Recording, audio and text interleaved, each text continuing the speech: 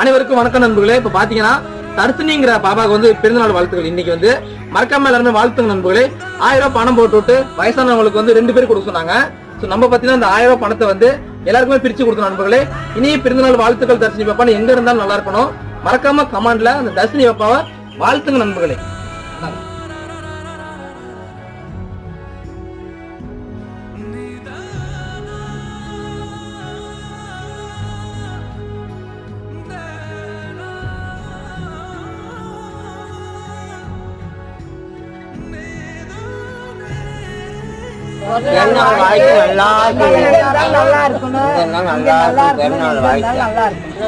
நன்றி நன்றி.